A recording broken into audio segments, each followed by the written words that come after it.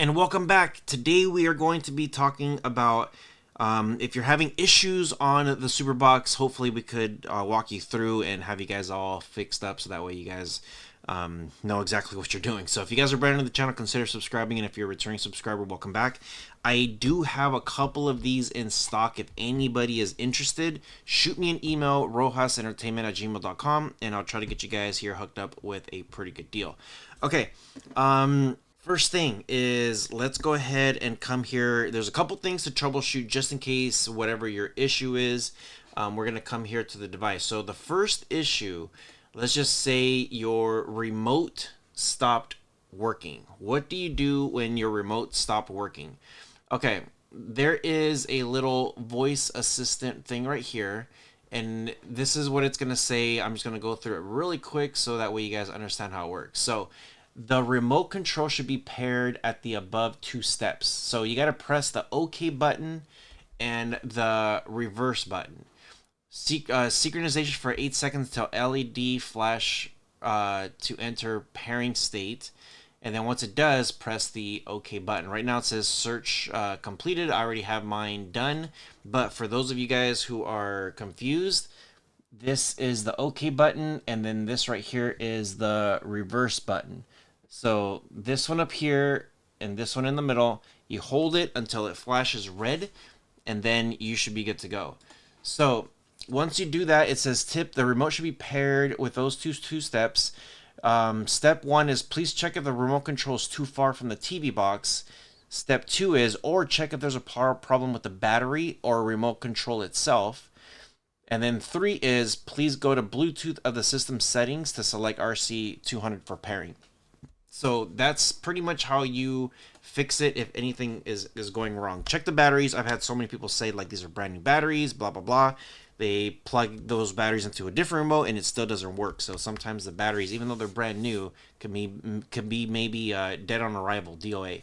So keep that in mind. Okay, that solves the remote. So let's just say you're here and you're pointing at the oh, and one more thing too before I move on to the next step is make sure the remote is pointing at the box, because I forget what it's called, but it has to be pointing at the box. If I'm pointing somewhere else, notice it's not moving anywhere, and I'm hitting the right button, it's highlighted on add but nothing. As soon as I move it over here, now it's moving.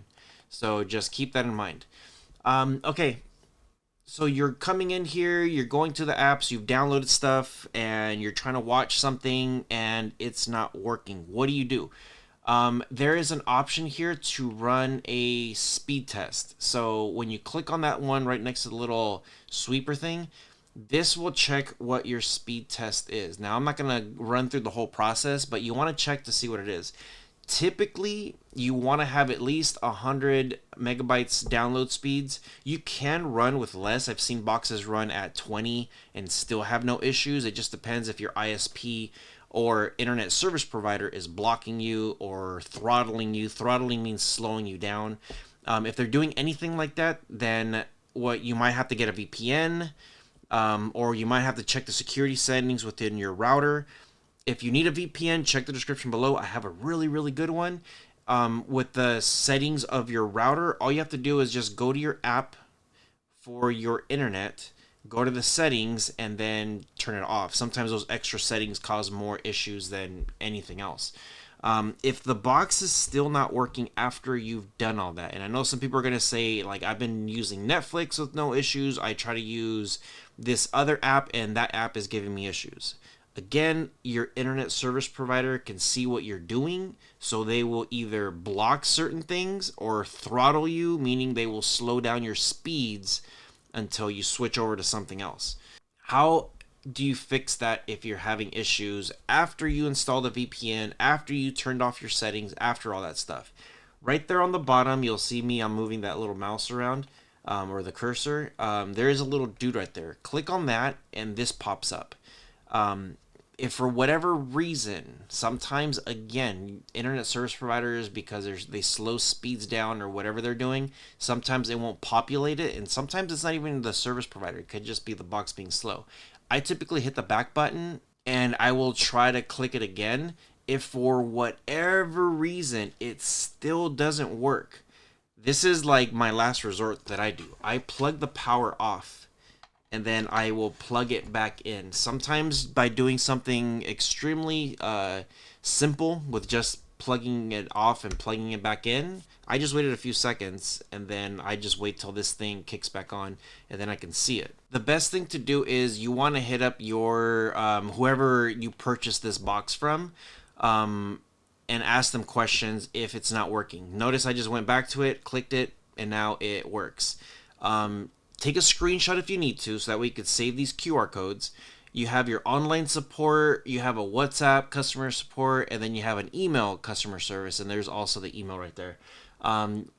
These are the links that you're going to want to get, all of them. So you go there, you scan it, then you could ask for help, for support, for whatever else you need. And it's actually pretty simple and pretty quick how these guys will address it. If they don't respond to you immediately, just be patient and they should be able to communicate with you guys. So pretty simple and easy. Let me know if you're having any other issues. Again, like I pretty much covered a lot of that stuff. If you're having issues with your either internet, your device, your remote, very simple to fix some of this stuff. And if it's still not working, if after doing all that stuff and you're still having issues, you might just have a bad device and might need to just switch it out. So make sure you test it out immediately when you first get it, and then if you have any issues, return to sender, I guess. So let me know what you guys think in the comment section below. Again, hit me up if you guys are interested. And with all that being said, you guys take care of each other. See you guys in the next one.